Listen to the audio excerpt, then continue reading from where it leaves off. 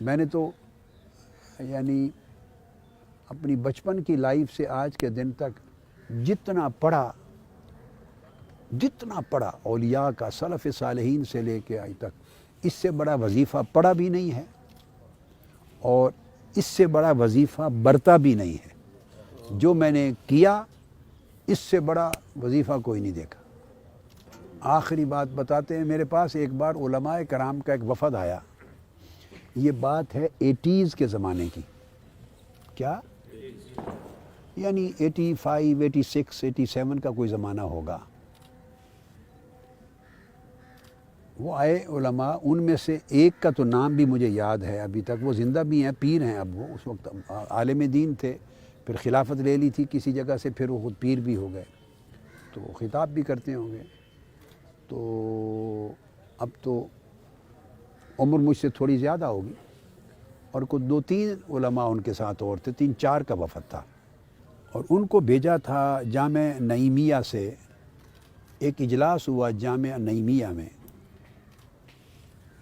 مفتی محمد حسین نعیمی صاحب تھے اس اجلاس میں، مفتی عبدالقیوم ہزاروی صاحب تھے، اور اس طرح باقی اس زمانے کے جو جید علماء اور جو مہتمم تھے، مدارس کے سربراہان، اور کافی سارے ایک کمرے میں بیٹھے۔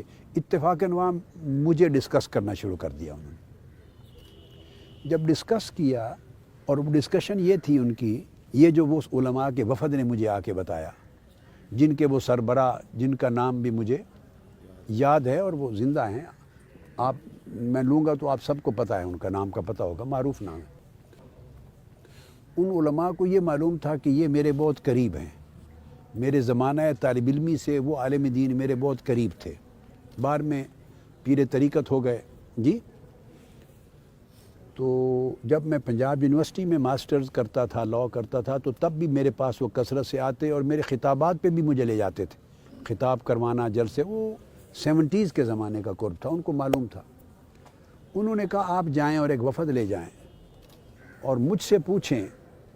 انہوں نے اس بات پہ اجماع کیا، تمام علماء جو اکابر بزرگ تھے، کہ میرے پاس ڈیفینیٹلی اسم اعظم ہے،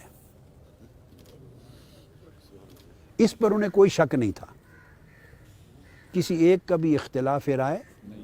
وہ کہتے تھے کہ ہم جلسے کر کر کے مر جاتے ہیں تو بندے 100 نہیں جمع ہوتے، 150 نہیں آتے، اور آتا ہے تو بیٹھتا ہی کوئی نہیں ہمارے جلسوں خطاب کے دوران ہی اٹھ کے چلے جاتے ہیں، اور یہ ہزارہ لوگ جہاں چلے جائیں آ جاتے ہیں، اور ساری رات بیٹھائے رکھیں، اٹھ کے جاتا ہی کوئی نہیں۔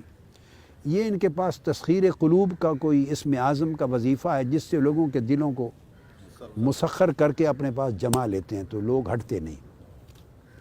انہوں نے کہا یہ تو امر طے ہے، مگر جا کے پوچھیں کہ وہ تسخیر قلوب کا جو اسم اعظم ہے وہ ہے کیا ان کے پاس وظیفہ۔ انہوں نے کہا ہم نے بھی دیکھا کئی بار، جب آتے ہیں تو پڑھ رہے ہوتے ہیں، پڑھتے ہیں، خطاب سے پہلے بھی پڑھ رہے ہوتے ہیں، بیٹھے بھی، بس ہر ایک نے اپنا اپنا قیاس۔ چونکہ سارے علماء اور اس زمانے کے بزرگ عالم دین سب میرے ساتھ ان کی ملاقات رہتی تھی نا، ساروں کی کثرت کے ساتھ۔ وہ میرے پاس آئے تو انہوں نے یہ بات مجھے بتا بھی دی ساری، اور کہا کہ ہماری ڈیوٹی لگی ہے، بتائیں کیا وظیفہ ہے آپ اس میں۔ میں نے کہا وظیفہ تو ہے، میں بتا دیتا ہوں، لیکن آپ کو یقین نہیں آئے گا، فائدہ نہیں، آپ مانیں گے نہیں۔ انہوں نے کہا نہیں ہمیں یقین آئے گا، ہماری تو بڑی زندگی گزری ہے آپ کے ساتھ۔ میں نے کہا آپ کو شاید آ جائے گا، تو ان باقی علماء کو ممکن ہے نہیں آئے گا، جو اس وقت ساتھ نہیں ہیں، لیکن یقین نہیں کریں گے آپ کو۔ انہوں نے اصرار کیا بتا دیں۔ میں نے کہا وظیفہ میرے ہے، میں بتا دیتا ہوں، مگر بشرطے کہ آپ یقین کرتے یقین کریں گے۔ جو میں نے آپ کو بتایا، میں نے کہا کہ میرے پاس جو وظیفہ جو میں کرتا ہوں وہ یہ وظیفہ ہے کہ میں کوئی وظیفہ مخلوق کی خاطر نہیں کرتا، کوئی وظیفہ مخلوق کے دھیان میں بھی نہیں کرتا، جو کرتا ہوں صرف اللہ کے لیے کرتا ہوں، اور اللہ کی رضا کے سوا عالم خلق میں سے کسی چیز کی طلب میں بھی کوئی وظیفہ نہیں کرتا۔ تو مخلوق کے لیے کوئی وظیفہ، کسی کے دل کھینچ اور تسخیر کر یا فلاں کر یا فلاں کر، کسی کو دھیان میں ہی نہ لانا، یہ میرا وظیفہ ہے، اور صرف اللہ کی طرف دھیان رکھتا ہوں۔ وہ مجھ سے سمجھ لیا انہوں نے۔ اس کے بعد اس موضوع پر نہیں ملے، بتا دیا ہوگا، اب اللہ بہتر جانے کسی نے یہ وظیفہ مانا یا مگر اس سے بڑا وظیفہ نہیں اگر آپ اس کو پریکٹس کریں. میں بچہ تھا، چھوٹی عمر میں ابا جی قبلہ کی زبان سے یہ نصیحت سنی تھی، اور یہ نصیحت کے الفاظ ان کے وضع کردہ نہیں تھے، یعنی یہ ایک معروف نصیحت تھی جو اس زبان میں چلتی تھی. یعنی پرانے لوگ یہ کہا کرتے تھے، میں نے ابا جی قبلہ سے سنا کہ ہتھ کار ول دل یار ول. کار سے مراد کام کاج، دنیا کا جو کام کاج آپ کے لیے فرض اور جائز ہے اس کے لیے ہاتھ بڑھائیں اور کرتے رہیں، مگر دل صرف یار کی طرف رکھیں، دل کبھی کسی کام کی طرف نہ ہو.